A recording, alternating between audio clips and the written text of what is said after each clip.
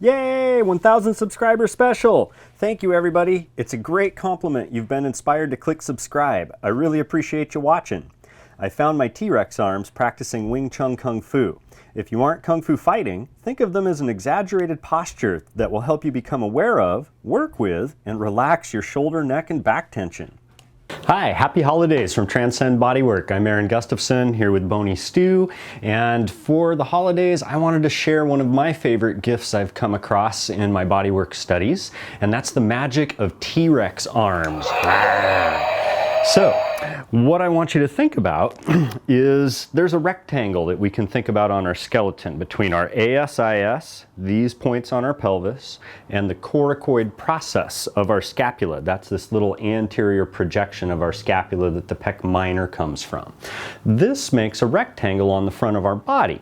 I want you to think about this rectangle as a place where if you have your elbow within it, while you are expressing force or doing work in front of you, it allows you the greatest amount of relaxation for your shoulder girdle, spine, and rib cage as supported by your legs and pelvis. One of the reasons this works is we want to think about our humerus and our shoulder joint and the intertubercular groove. This is the insertion site for our pec major, our teres major, which comes off the scapula in the back, and our latissimus dorsi, which comes off the back of the pelvis, the lower spine, wraps all the way up around our side and into this groove. These illustrations are from Joe Muscolino's LearnMuscles.com. Friends of Transcend Bodywork save 10% on his digital clinical orthopedic manual therapy education program. Use code TB10 when you check out. Link is down below. All three of those muscles have the ability to internally rotate our humerus. And when that happens, notice that our elbow starts to point outwards.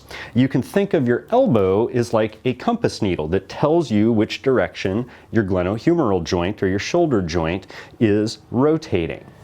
Why this is helpful to use our T-Rex arms, we want to think about always having our elbows pointing at the ground and located somewhere within that rectangle for optimum relaxation with work occurring in front of us. Pec major, teres major, and latissimus dorsi are all very powerful muscles. And if they start to contract and shorten to help stabilize or assist with internal rotation, anytime we want our arm to flex, our deltoid, our bicep, our coracobrachialis all have to work much harder, surpassing that force pulling this arm inward and backwards to allow us to express force out in front of us. So the simple act of making sure that we point our elbow compass at the ground sends a relaxation message to all three of those big brake pedal muscles and allows us to use the least amount of gas. The other muscle that is an internal rotator for the shoulder but doesn't make rigidity in our rib cage is going to be the subscapularis that lives on the front of the scapula and wraps up onto the front of the rotator cuff, and as it tightens helps fix this rotation and stabilize it to our shoulder blade. With internal rotation, there's another motion of our scapula. When the joint itself, let me turn Boney Stu around here, you can almost think about this where the screw fixes this scapula to the skeleton. It's a pivot point for this triangle of the scapula. When we internally rotate, that is also closely linked with upward rotation of the scapula, which means our trapezius has to be contracted to help lift the weight of the glenohumeral joint and the arm off the rib cage. It also means that the upper fibers of our rhomboids will be contracting while the lower ones lengthen. And it also means the serratus anterior, which comes from deep to the scapula and wraps around to the side of the rib cage, will also have to tense to all help us lift the weight of the clavicle and the scapula up and away from the dome of the rib cage. So again, internal rotation means that my scapula is going to start to ask those upward rotators to recruit. So I have 3 big brake pedal muscles, a few big lifter muscles and rotator muscles, all stabilizing and fixing my scapula into place when I want my arm to be able to do stuff out here. What that means, if I'm really expressing force, that I have to access big spiral lines, contralateral lines, which means to the opposite side of my body, to be able to move my whole frame to push through or do work through this stabilized, internally rotated shoulder. If I relax that, externally rotate, send a relaxation message to lats, teres, pec major, subscap. It also lets my scap downwardly rotate, and the clavicle and the scapula can come to rest on the dome of my rib cage.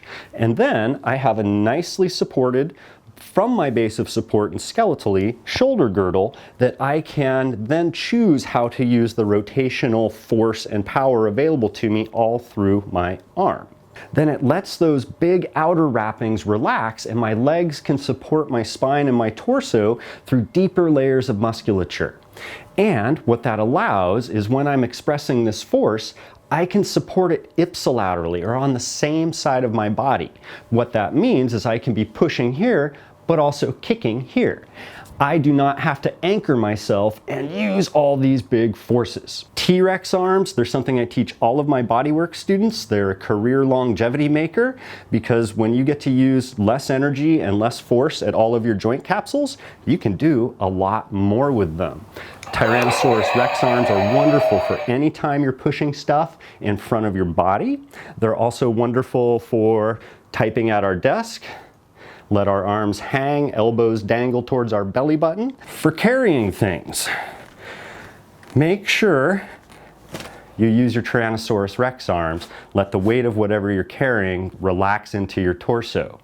That's just some of the uses of Tyrannosaurus Rex arms that I think you'll find relieving, especially if you have neck, shoulder, mid-back pain. All of those muscles get involved just to help us hoist the weight of our elbows out. If you want to learn an additional exercise that can help you play with this recruitment and movement pattern, check out my very first video I ever made called the disco exercise. It's a way that you can start to recruit and move your arm that helps train this heavy armpit, heavy elbow that can rest on your rib cage. Now, besides the uses I suggested, I would love to know where you have found Tyrannosaurus Rex arms helpful, and what aches and pains and body awarenesses they have helped you key into and maybe manage. Please like the video, subscribe to my channel, and share it with your friends. Happy holidays, everybody. Hey, thanks for watching. Be sure you click subscribe and stay tuned.